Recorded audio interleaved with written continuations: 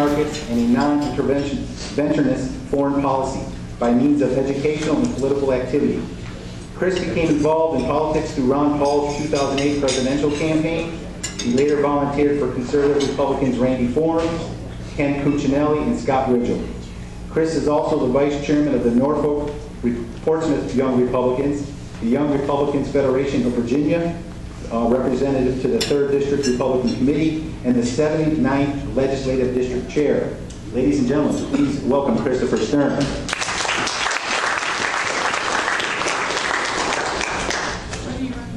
Thank you, everybody. How's everybody doing today? Good. I would just like to say that this is actually kind of nice, because this is the first Republican event I ever attended. Was one of the Virginia Beach. Actually, I think I can probably do away with this because I talk very, very loud. No. Okay, I will keep it.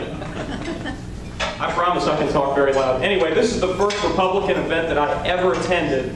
And so an event actually occurred here a long time ago, and I think, I can't remember, I think Jeff Frederick came down. I don't know how you guys feel about him. I don't really know too much about him, but in any case, I came down. This is the first Republican event I ever attended, and kind of got me interested in getting involved in the party, so it's nice to be back.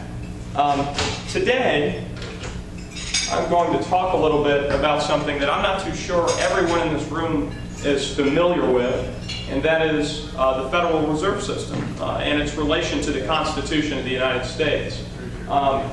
It's a bit of a complicated issue when you start talking economics and monetary policy and interest rates and things like that. It can get very confusing.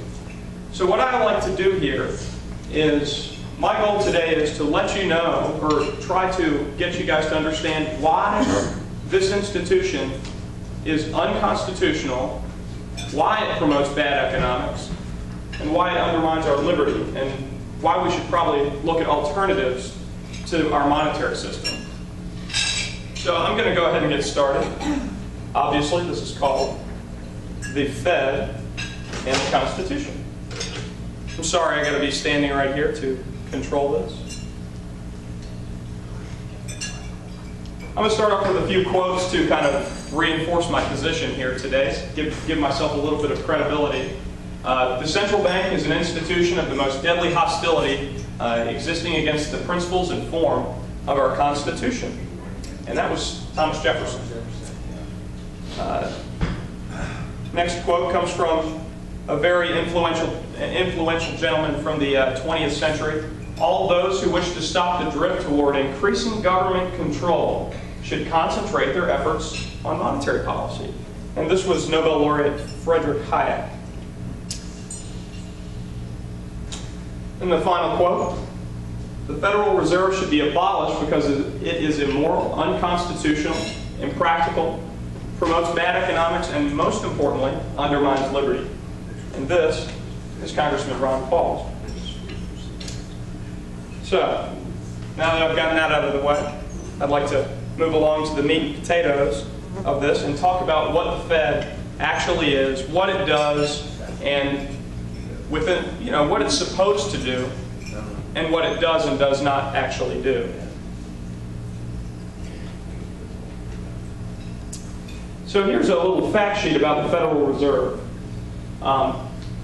Serves as the central bank of the United States, controls the supply of money through the control of interest rates, regulates the activities of financial institutions, provides various financial services for banks, the United States government, foreign governments, other central banks, and international financial organizations. It is under law mandated by Congress to maintain economic stability, low unemployment, and low inflation. I'll let you guys ingest that one a little bit. And it's based on something called fiat money. Does anybody here know what fiat money is? Okay, that's good. That's good. It was actually created 98 years ago in 1913. Back in the early 20th century, we had a lot of banking panics and things of that nature here in the United States. And The market, obviously, is not the perfect place. It's a volatile place where goods and services are exchanged and valued in our society, and nothing's perfect. We were on a gold standard at the time. I'm going to talk a little bit about that later, but ultimately, I just want to say that in the principle of keeping this institution independent from the federal government, even though this institution was created by Congress, it's not subject to audit or any kind of review from Congress. So it's supposed to act independently from the government and solely focus on the economy and not use politics as a motive to do certain things as far as controlling interest rates or any kind of financial regulation is concerned. So I'm going to move on and talk a little bit about fiat money. Fiat money is paper currency made legal tender by action of the government, but not based on or convertible into coin. So that's pretty self-explanatory. That's what we have today. We've had this since August 15, 1971. On August 15, 1971, Richard Nixon dismantled what was called the Bretton Woods Agreement. And the Bretton Woods Agreement was what we call a quasi-gold standard. Back in 1933, President Roosevelt issued an executive order to seize the gold of all American citizens. All gold holdings, all public gold holdings, not private gold holdings. Public gold holdings were gold coins minted by the United States government for use in commercial transactions as legal tender. That was done because of a lot of the New Deal era spending, a lot of the inflation. Some of our creditors around the world didn't have confidence in our currency, so President Roosevelt confiscated all of the public gold from American citizens and stored it in places like Fort Knox and the New York Federal Reserve to give confidence to our creditors. And we formed an agreement in the 1940s called the Bretton Woods Agreement that actually set the framework for an international standard of exchange for currency. And what happened was we said, well, we'll exchange gold for dollars to governments, other governments and other financial institutions, anybody who wants to be our creditor. Well, with the Vietnam War and things like that, Medicare, Medicaid, the huge expansion of government in the 1960s, that broke down, and on August 15, 1971, Richard Nixon was forced to close that gold window and go to a completely fiat money standard. And so, since then, we've obviously seen a large deterioration in the value of our money. But in any case, I'm going to move on and talk a little bit about how the Federal Reserve creates money. It's very important to understand how and why it does do this, and what the motives are behind the creation of new money in our society. So, here we have two entities. You have the Federal Reserve and the United States government. When the federal government needs money, where do they get the money from? Well, hold on. You're jumping ahead.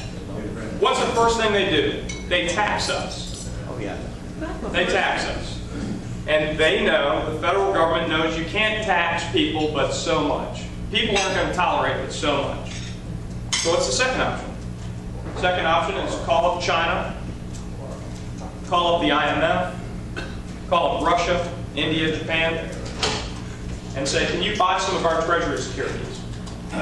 And they're not going to buy them all. We run a $1.5 trillion deficit. I don't even know what the number is. It's anywhere, it's in the $1.5 trillion range. You can't just get people to buy $1.5 trillion in treasury securities. It's not economically feasible. So, what do? What do you do when you run out of those two options? You tax people and you borrow money. You have to print money to pay for the rest of the deficit. Plain and simple. So, government creates treasury security. Pretty. They send this thing to the Fed. Actually, they sell it to the Fed. When you buy a bond, obviously you know that you sell the bond at interest. So what we do is we create this bond, this treasury security, out of thin air. The federal government does. They sell it to the Fed at interest. Okay? So,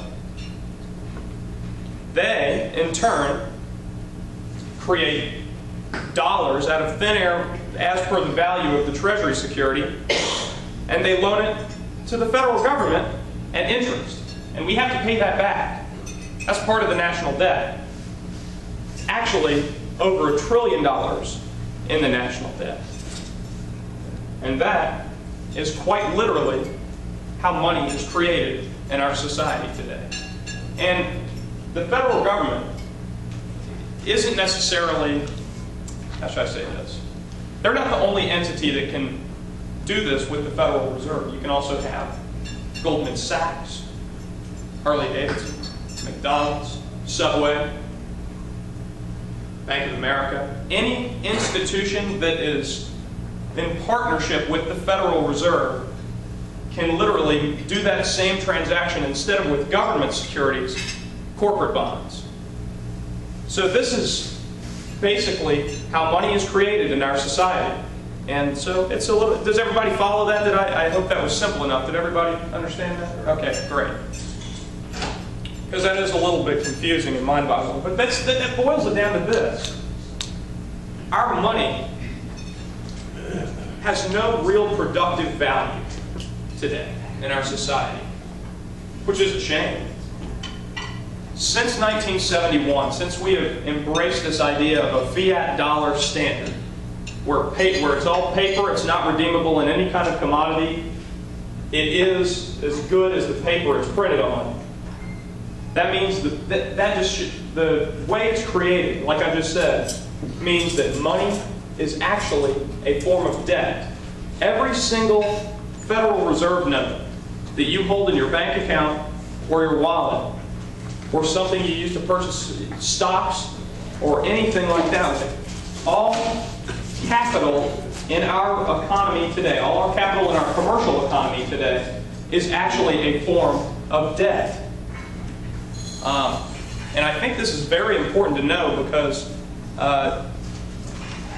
it shows that each unit of currency represents some form of government debt. Every single dollar that you have represents some form of government debt. And I think there's this guy who's in prison right now named Bernie Madoff. Oh, he did the same thing. Same kind of thing. Didn't work out too well for him. But the thing is, a Ponzi scheme like this isn't sustainable. I mean, it's nice to, think that we can do this, and the only reason we can do this is because we had a strong currency several years ago. We used to have an extremely productive manufacturing base in our economy, but now we don't, and now we're suffering the consequences of all this inflation. So, I want to move on a little bit and talk about what specifically makes the Federal Reserve unconstitutional. And it's very, very easy to understand. So, this is Article 1, Section 8 of the Constitution. It says, the Congress shall have the power to coin money, regulate the value thereof and of foreign coin, and fix the standard of weights and measures. That's pretty clear. If you truly believe in strict constitutional government, there is an amendment process in the Constitution for things like this. If we want to have a Federal Reserve System and paper money and so forth, there's an amendment process. We have to abide by the Constitution if we're going to have a legitimate government. And this is part of that. But the next part is even more convincing in our Constitution. Article 1, Section 10, no state shall make anything but gold and silver coin a tender in payment of debts. It's plain and simple. The Constitution here, in this clause, totally legalizes gold and silver, whether you like it or not. I don't know, a lot of people don't like the gold standard. I understand that. But whether you like it or not, this is the law of the land. And Congress, just like they do in so many other areas of government, has just bypassed this in 1913, a long time ago, and in 71 through executive order. They just bypassed this and used executive and unconstitutional authority in Congress to do something called legal tender laws. Congress has the authority through Article 1, Section 8 to control legal tender laws. And currently in this country, legal tender is, under legal tender laws, is the Federal Reserve note. It is $1. If you look at this and you see what I just told you about the Federal Reserve note being fiat money, paper money, not redeemable in any commodity, this is obviously a contradiction in terms of the Constitution and laws passed by Congress in the past 100 years or so. So, and I mean, quite frankly, this clause was put in the Constitution to make sure that we do not have a central bank. And we've had 3. This is our 3rd one. The Federal Reserve is our 3rd central bank. And they all fail because of the same reasons. Massive inflation, the consumer's medium of exchange, the dollar goes down in value, and people get fed up with the system, and ultimately we need to change. And I really don't, it says Congress has the control to regulate monetary policy. I really don't want Congress regulating monetary policy, quite frankly. With people like Harry Reid and Barney Frank and so on and so forth. I do not want to see Congress meddling with monetary policy. You don't know what we're going to end up with. But the point is, if we're going to believe in constitutional government, this is something we have to recognize. So in any case, I'm going to move on. Yeah. We're left with a monopoly. Through legal tender laws, that leaves us with a monopoly on money. And it's a real shame because currency, if you think about it, is 50% of every single commercial transaction in our economy. You take $1, you buy a soda, if that does buy you a soda. That's a 2-part transaction. So if you think about it, 50% of every single commercial transaction in our entire economy is controlled by the interest rates and the fluctuation of the money supply at the Federal Reserve. Do you guys think this is moral or correct in terms of, creating a just society based on liberty? I don't think so. It just doesn't make any sense, and it's contrary to what the founders believed. I think it's pretty immoral to monopolize 50% of every single transaction and force consumers to use a consistently devaluing asset as a medium of exchange or store of wealth. So I'm going to talk a little bit about why the framers of the Constitution proposed commodity money. And there was a couple of very good reasons why they did not want us to have paper money in our society. Now, I'm going to go into that very briefly. This is a continental, 1/3 of a continental dollar. Has anybody ever seen one of these? Okay. If you know anything about the continental dollar, it was a note issued by the Continental Congress primarily to fund the revolution. And this thing was bad. It depreciated very rapidly and made the early American economy extremely difficult to live with. Folks could not, obviously there was more farming and it was more of an agrarian society back then, and there wasn't as much commercial activity, commercial service-based activity. But at the same time, it was the medium of exchange by law of Congress, and it depreciated very rapidly and made it very difficult for the United States to really get its feet off the ground after the revolution.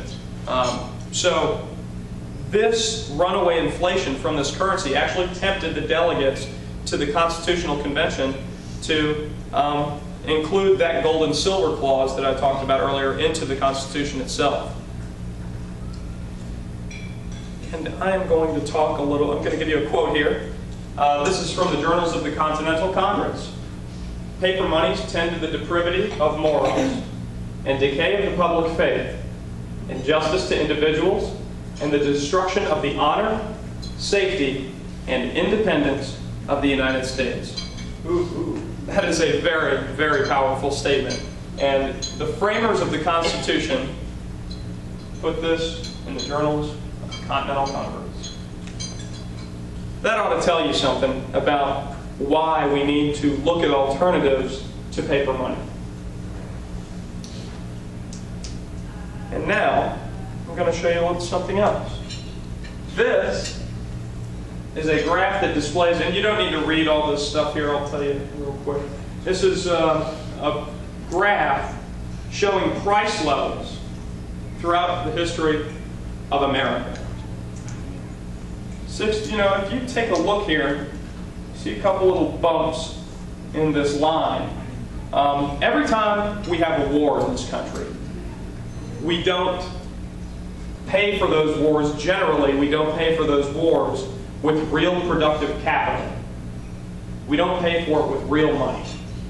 Not with tax money or borrowed money. We pay for it with inflationary money. And that's why every time you see a bump here in this graph, it's from the Revolutionary War, the War of 1812, the Civil War. The Civil War was actually really, really bad, much worse than it looks on this graph. World War I, and then obviously in 1933, right here, that's where we left the official gold standard when the gold seizure was taking place under President Roosevelt. 1971 was right there. That's when we totally left any kind of commodity standard for our currency. And if you think about it, how big has government gotten from 1970 till now? It's gotten huge. Unsustainable. The deficits are totally unsustainable. The national debt is greater than any portion, nearly any portion in American history in terms of inflationary adjustment. Oh, and this guy. Anybody know who this guy is? Okay, very good.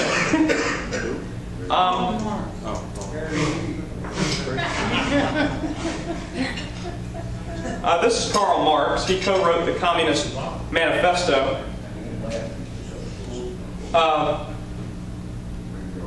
He had something called the 10 Pillars of Communism in the Communist Manifesto. 10 guidelines that you absolutely have to follow if you want to establish a communist state and society. You know what the first two pillars of communism were? Well, first one's the income tax. And that's actually funny, I'll touch on that shortly. First one's the income tax. The second is a central bank that has control of the money supply. If you can progressively tax individuals' income based on what they earn, and you can have control over the money supply, theoretically, in economic theory, you can literally have complete control over the distribution of goods and services and all economic activity in a society. Theoretically. Obviously, that didn't work, and there are reasons why for that. But communism, socialism, totalitarian government in general, none of this can exist if we actually have sound money. If we obey the Constitution and just use sound money and not resort to paper money and inflationary monetary system, we can have small government. And I think it's, I wanted to put that in there about Karl Marx because I think it's really important for us to understand that we are using tools that Karl Marx proposes to establish a completely communist state for our own society. And we, as Americans, proclaim to embrace individual liberty and free markets. And if we really do, we ought to really look seriously at what we're doing with our monetary system because it does facilitate big government. We can restore liberty in American society by returning to constitutional money, commodity money, hard money. But, you know, you can't do that. You can't have liberty, true freedom, and productivity in a society with a central bank constantly draining the productive capital from your savings. Political power. I want to talk a little bit about political power. If you think about it, everything the government does, I'm not saying everything is bad. I think the government serves its purpose by providing a justice system, and obviously the most important thing, our military, and enforcing contracts and so forth. But some of the things that it does, the EPA and stuff like that, the Department of Agriculture, the Department of Commerce, the Department of Education, all these things, we have to think about, if we want to change our society and revert to something where we actually have a store of wealth in our currency, we have to think about what we want the role of government to be. And if we want the role of government to ultimately take care of us from cradle to grave and police the world, forgive me, I know that's a tough subject with many Republicans, but if we want to be true conservatives and protect liberty, you can't embrace the central bank. It's contradictory to itself. And I do want to say this.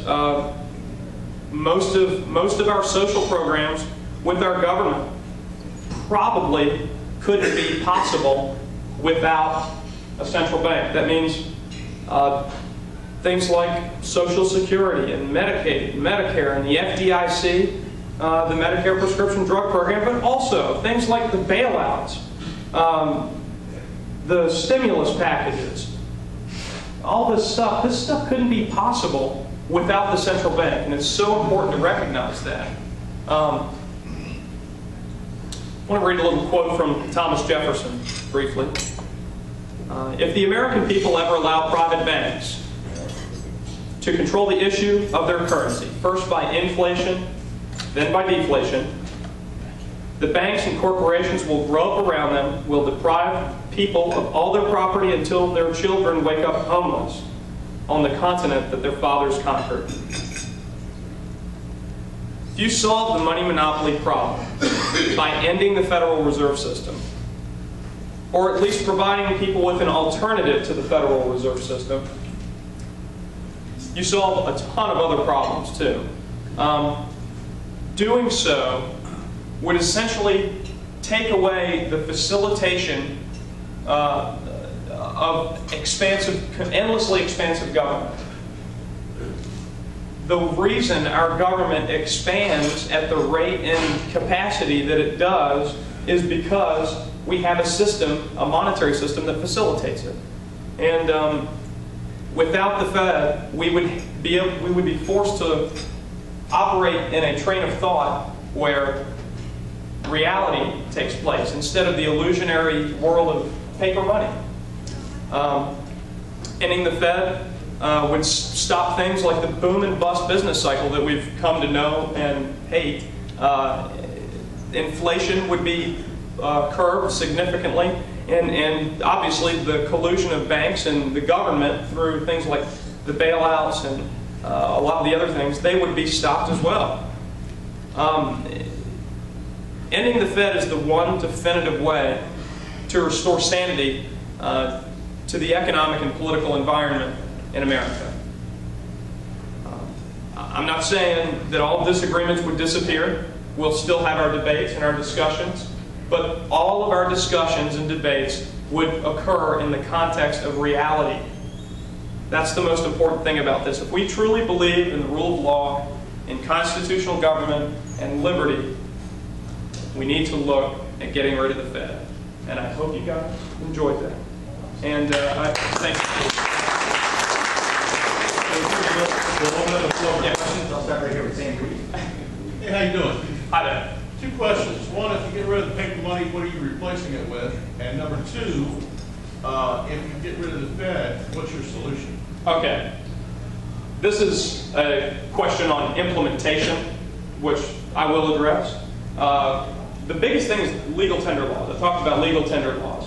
What legal tender laws basically say is that if a company and a consumer try to use something as in a commercial medium of exchange, other than the dollar, you can go to prison. So if I wanted to go and use, not one of the like American Eagle gold coins, but if I wanted to use a privately minted gold coin and use it as a medium of exchange in a commercial transaction, I can go to prison, and so can the company as well. They can also be in prison. So what I want to do, what I think is most important more than anything, is providing the American people with an alternative to the Fed by eliminating legal tender laws. If you do that, you give the American people the alternative to shift from a currency that is obviously constantly devaluing to something you can use gold. You could, I mean, theoretically, other private banks would be allowed to emerge and use commodities as their standard for commercial exchange. Does that make? So what would the money be? It's the marketplace. The marketplace would ultimately decide. I mean, prior to 1913 in this country, we had legal tender laws, but obviously we had a gold standard. Around the world, private banks, all money was not created by government. Government doesn't create money. In other countries, there's a history of private banking and private currency creation, but it's based off commodity money, and it's always been very, very successful. So one of the reasons we went to a standardized buck, the large paper dollars back then, which are larger than they are now, is because the time period you're talking about, where banks could create their own money, it started out in the West because of the gold boom. Banks were making money and nobody knew what money was what, and all of a sudden there were a lot of counterfeit money floating around and nobody knew what was real. I mean, so that's one of the reasons they went to the standardized American currency. Absolutely, but if you think about it, what are we doing right now? We're counterfeiting money. Every time the Fed prints money to pay for government debt, they're counterfeiting money. What's the purpose of making counterfeiting illegal is to protect the consumer from a devaluing currency through massive counterfeiting. Look what we're doing. It's totally contrary to that idea, but in any case. I'm on debate. Next question right here. Yes, sir. Can you talk briefly about how the Federal Reserve was formed in maybe Jekyll Island? Jekyll Island, yeah, absolutely. And I guess it was in 1913. It was because the Fed was actually, I think the Federal Reserve Act was passed on December 23rd, 1913. I believe talks started beginning on Jekyll Island in 1912. But ultimately, there was a senator named, there was a U.S. senator named Nelson Aldrich, and he was the sponsor of the Federal Reserve Act of 1913. And has anybody ever read a book called The Creature from Jekyll Island? Oh man, I should have brought a bunch of them with me today because it is a phenomenal read. In any case, in 1912, a group of bankers and a couple of members of Congress arranged a meeting on an island in Georgia called Jekyll Island at the Jekyll Island Country Club.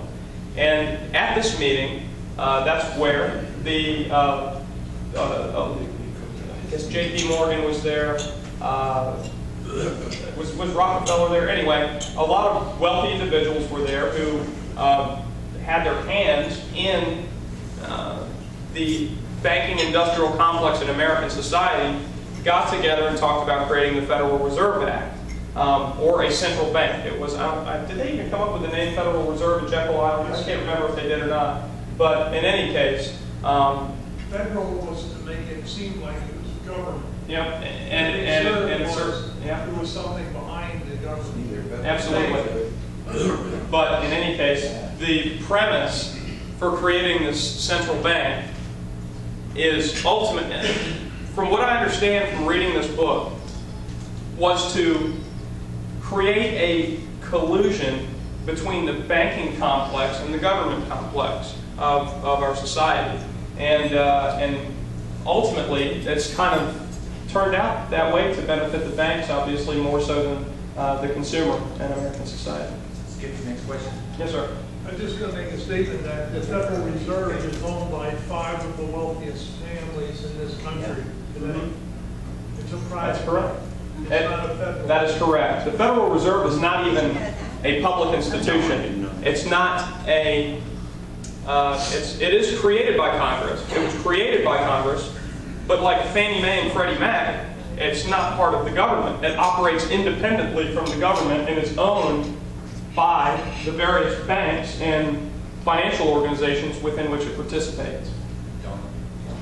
Yes, ma'am. It's a silly question, probably. When they confiscate the gold from people, do they compensate them? Yeah, I think they paid them Dollars. $35 for an ounce of gold. So they didn't just take. No, they paid them $35 for an ounce. Which, does anybody know how much gold is per ounce? 1,600. Yeah. 1,400. So, sure.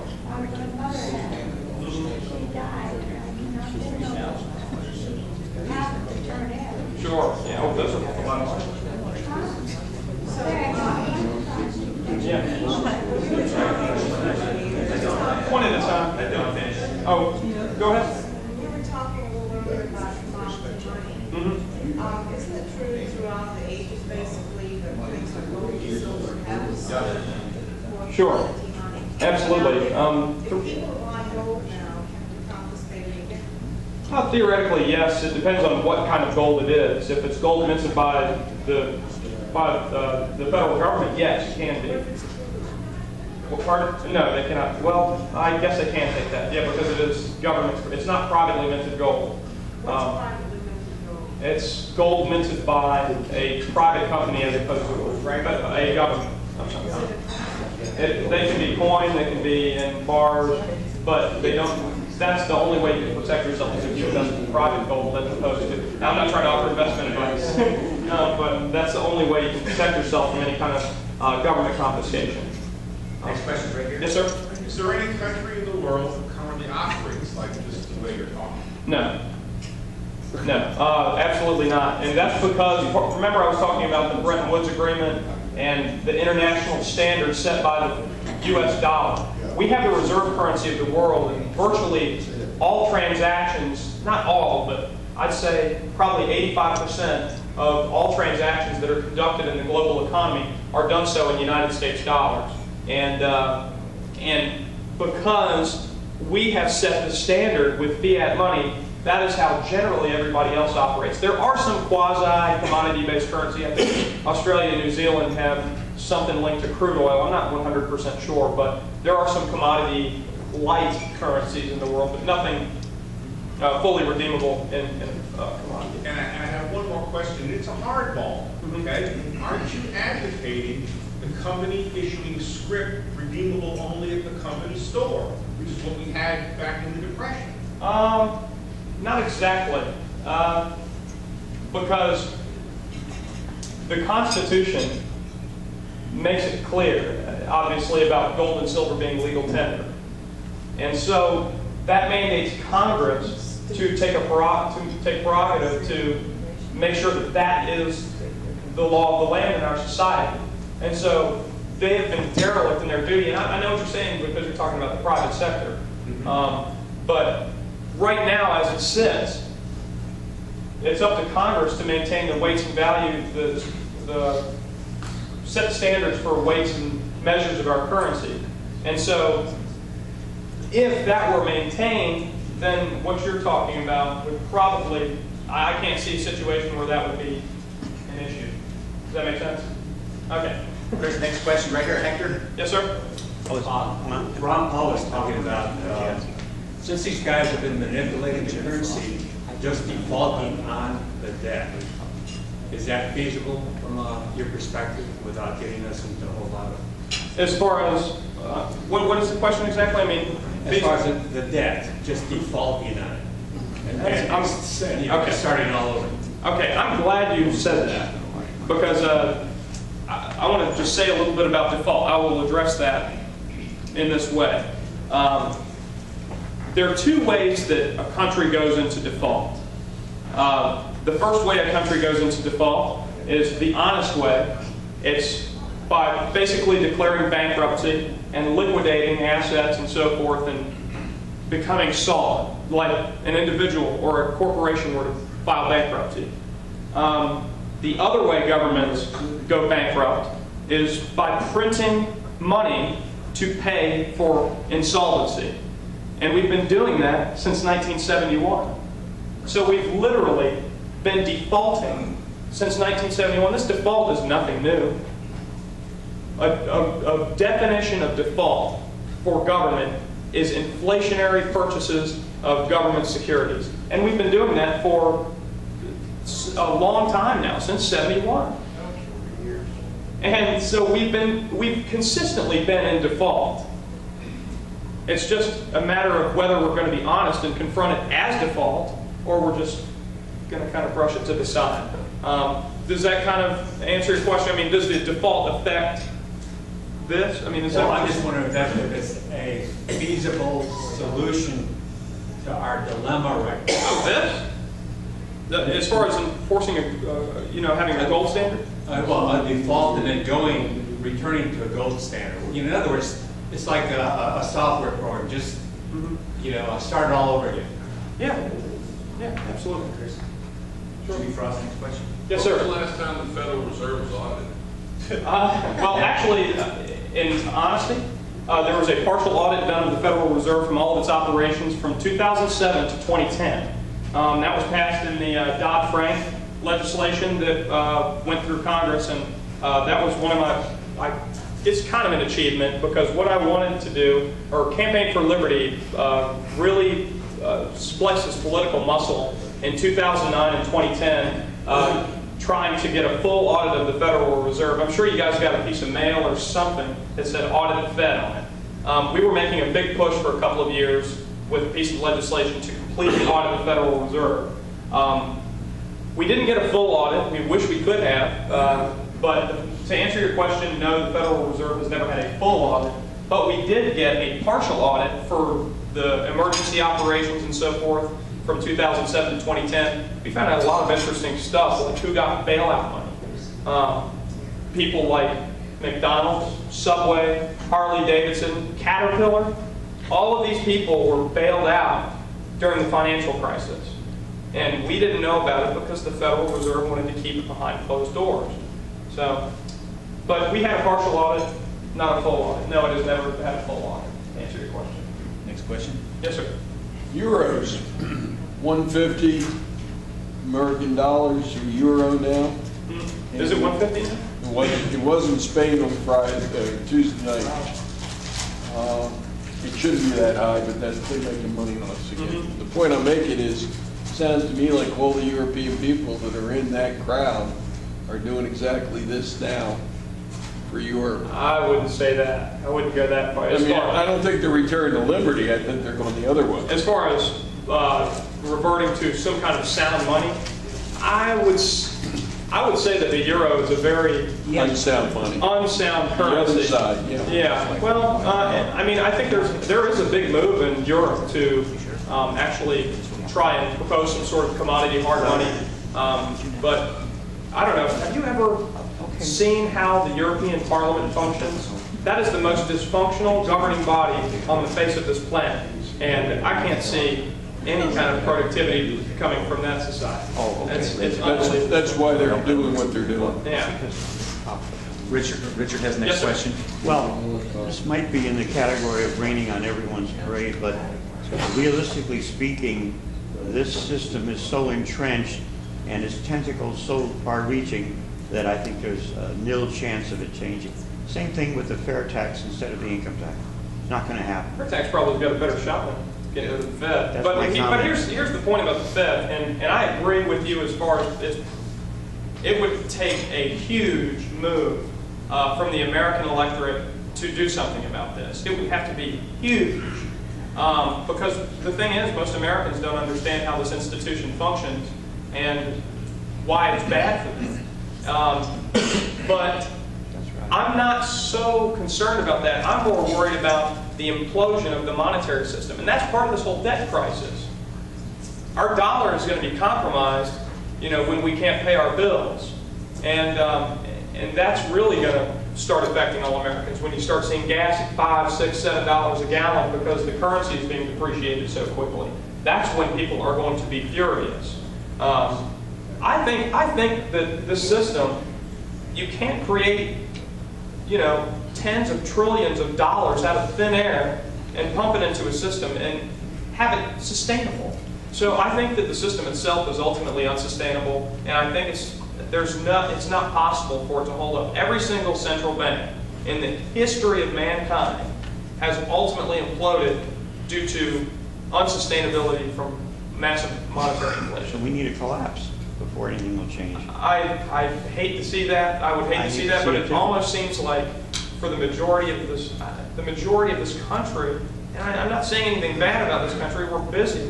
We are busy people. We have a lot of stuff to do in our lives to maintain a living, other than think about economics and politics. So I mean, but it takes a crisis mentality sometimes to get people on their feet and making phone calls to Congress, and it's unfortunate. But it seems, I hope it doesn't come to that, but it's possible. Next question, Dennis Freed. Yes, sir. I was just wondering if this is not constitutional, has it ever been challenged? And was it challenged back in 1913? Because that's probably when it was most likely to be challenged, is when it was implemented. Yeah, it has been challenged, but what happens is there's settlement prior to any Supreme Court cases. It's never made it to the Supreme Court, always goes to appellate courts and stuff like that. Never makes it to the Supreme Court. There's always settlements made prior to. I mean, it's never made it to the Supreme Court. But yeah, there's been challenged hundreds of times. Well, if it's unconstitutional, why don't you challenge it and not make a settlement? Well, that's... Not to challenge you, but to say... Sure. You could bring suit. I could. A citizen of the United States could bring suit. Yeah, but what can happen is... and I'm not really... I didn't challenge you. I'm just. Yeah, no. And I'm just wondering. I get legal challenges all the time from inmates in the jail, and some of them go all the way to the Supreme Court. Handwritten challenges go all the way to the Supreme Court. Sure. I've barely touched on that before as far as my own research is concerned. I know that it's been challenged hundreds of times in court, but it has never reached the Supreme Court, and I'm not sure what the logistical reasons were that is the case, but there's always been some sort of settlement or agreement prior to that going to that level. And I would like to do more research on that as far as why it hasn't gotten there. Last question. Yes, ma'am. About suppose China calls in rather than we paying interest on the debt. I understand we're paying interest on the debt now. Suppose they call it all in. That's what I wonder what happens. What are the chances of them calling the bonds in? We be paid in full. If China did that, our country would be in deep, deep trouble. They own, the only entity that owns more of our treasury securities than China is the Federal Reserve, which is sad to say. But China owns over $1 trillion of our debt. And if they were to call in our bonds and say we want cash, that would send off a panic. Everybody would trade, not everybody, but most of the major buyers of our bonds, like Japan, I'm sure, and Russia and India and so forth, I think they would likely also call in their bonds. There would be a panic, and the dollar would obviously plummet in value if we would have a massive inflationary situation. And that's ultimately kind of what we're thinking could happen. It is. That's a doomsday theory. It's an apocalypse theory kind of thing. But well, we'll find out next Tuesday. Hey, Chris, real quick. Personally, I don't think the Fed's ever going to be audited. What do you think about bringing back the Glass-Steagall? Glass-Steagall's probably a pretty good thing to bring back, actually. In my opinion, it's not, well, it's not perfect. You know, pretty much anything that comes out of Washington is imperfect. I don't know. But I think one of these days, if we could, it's possible that we could get an audit. I'm not totally, I'm cautiously optimistic. But we'll see. Ladies and gentlemen, please